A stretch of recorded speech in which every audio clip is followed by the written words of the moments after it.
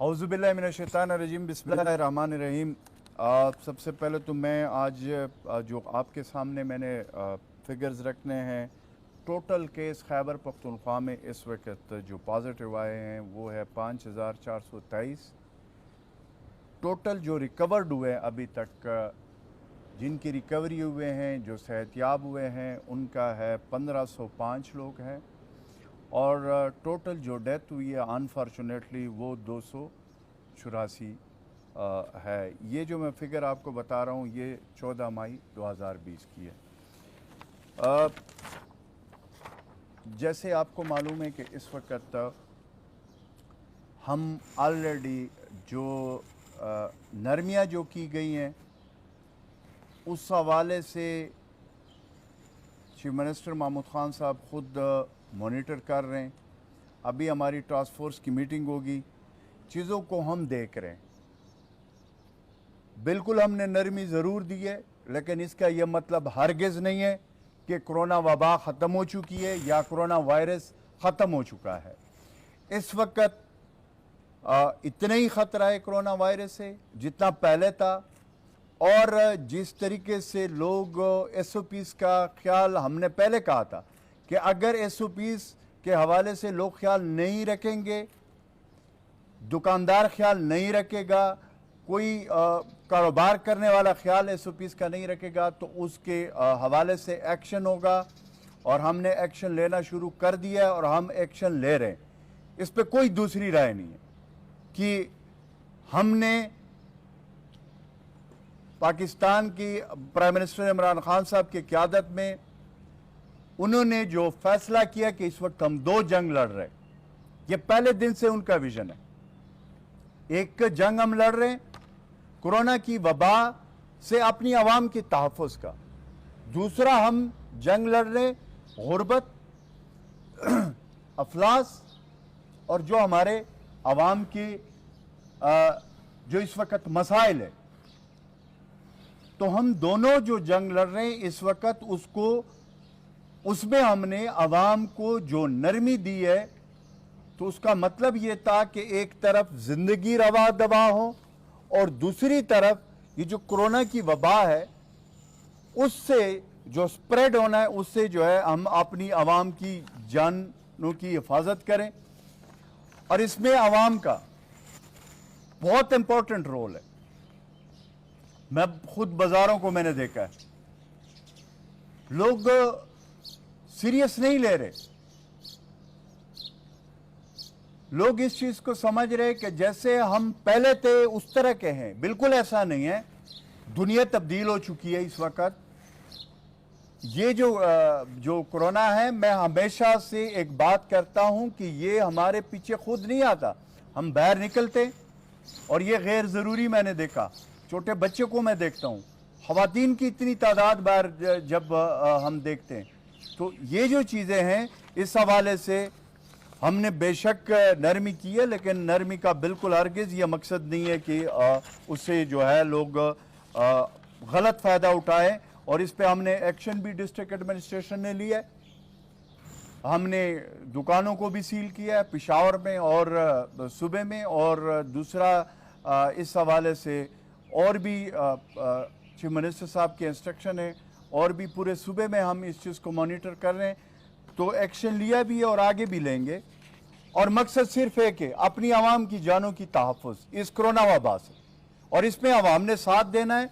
खुदारा इस वक्त इस चीज़ को सीरियस ले। गैर ज़रूरी बाहर निकलना से बेहतर है कि अपने घर पे रहे। मैं हमेशा से कहता हूँ रमज़ान का बाबरकत महीना है, मुक़द्दस महीना है।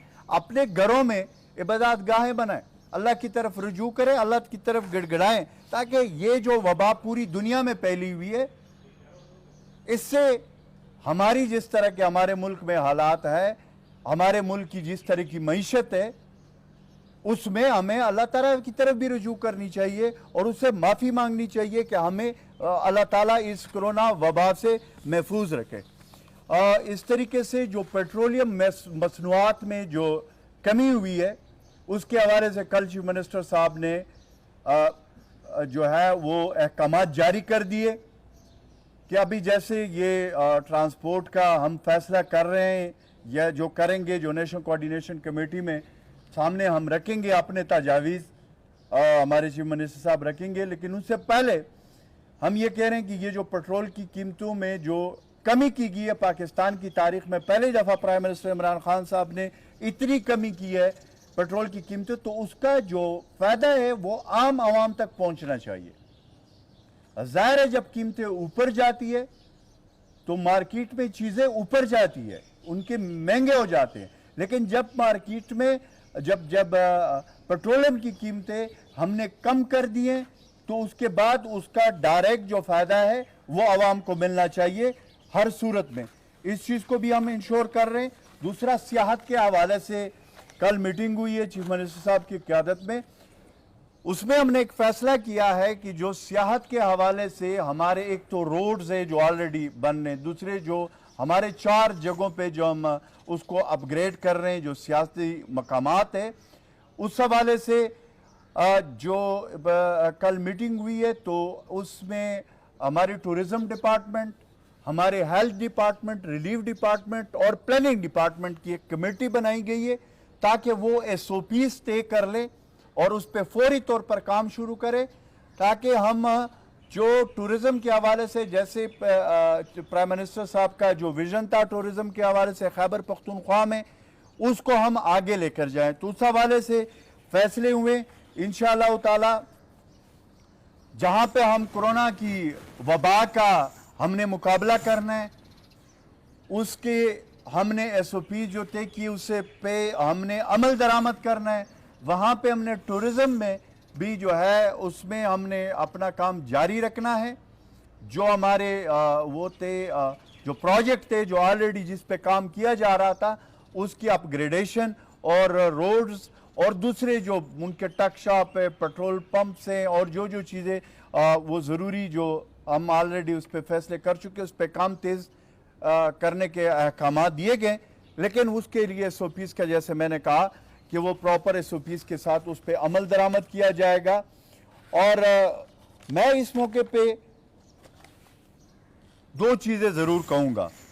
एक ये कि मैं सुनता हूँ मुस्लिम लीग नून की क़यादत को या उनकी लीडरशिप को, मैं टीवी पे सुन रहा हूँ, मैं उनकी तकरीरें सुन रहा हूँ, तो एक तो ये है कि मुझे समझ नहीं आती कि ये जो लैपटॉप की उनकी जो वो है कि एक ड्राइंग रूम में बैठे और उसमें एक लैपटॉप उठाएं और आप जो है ना उसमें आवाम को मुखातिब करके और आप ये कहे कि जी मैंने आपके लिए बड़ा जो है ना आपके लिए जो है हम तीर मान रहे। भाई प्रैक्टिकली ग्राउंड पे है, इसमें कोई शक नहीं है कि कोरोना वबा से जैसे हमारे आवाम को खतरा है, हम सबको खतरा है, लेकिन हमारे प्राइम मिनिस्टर साहब खुद फ्रंट फुट पे है, खुद गए हैं, क्वारंटाइन सेंटर गए, हॉस्पिटल्स गए, आइसोलेशन सेंटर गए, हर जगह पे वो खुद पहुंचे।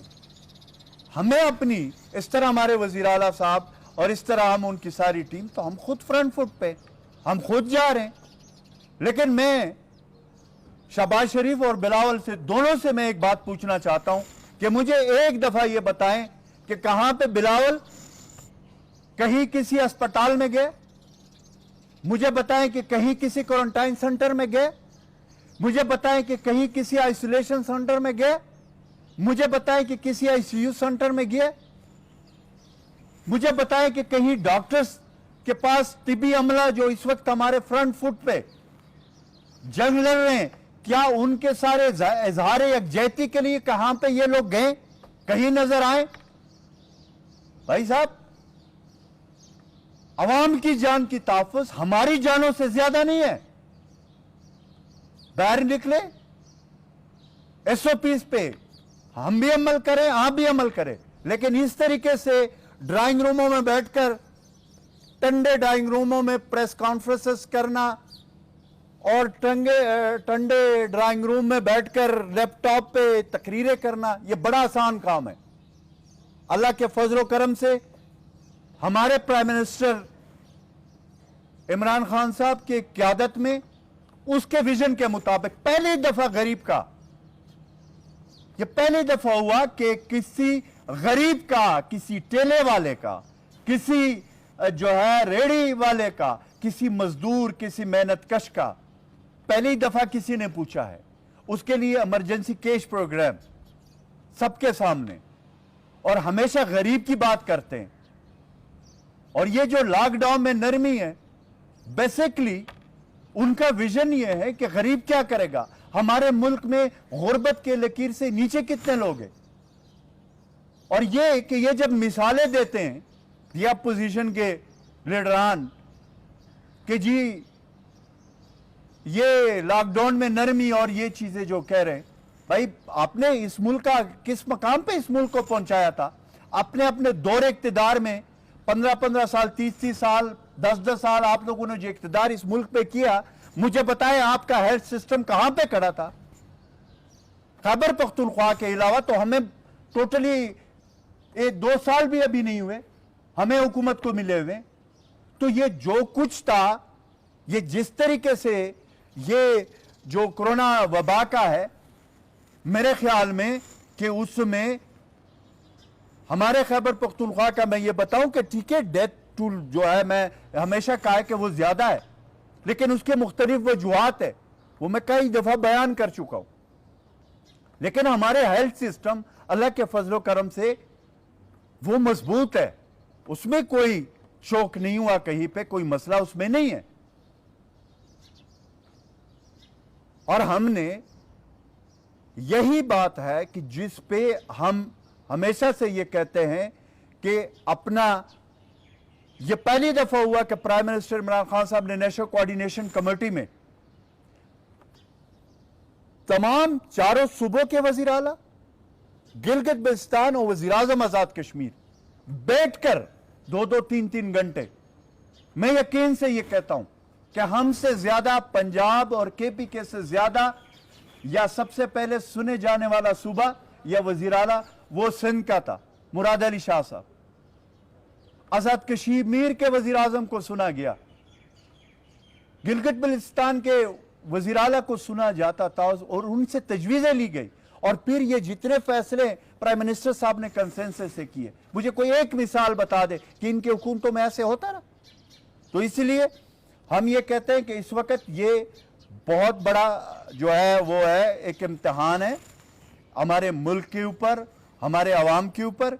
इसमें आप जो है बजाय कि आप इस पे सियासी स्कोरिंग करें, आप पाकिस्तान की आवाम को इन चीजों का जवाब दें कि इस मुल्क के साथ जो आपके दौर इख्तिदार में ये जो मनी लॉन्ड्रिंग, ये जो कुछ हुआ है, वो आप जो है ना उसको जस्टिफाई करें। और मेरे ख्याल में कि इस मुश्किल वक्त में आप लोगों का ये हक बनता है कि वो जो पैसा है, जो गरीब आवाम का ये जो पैसा है, वो वापस लेकर आए।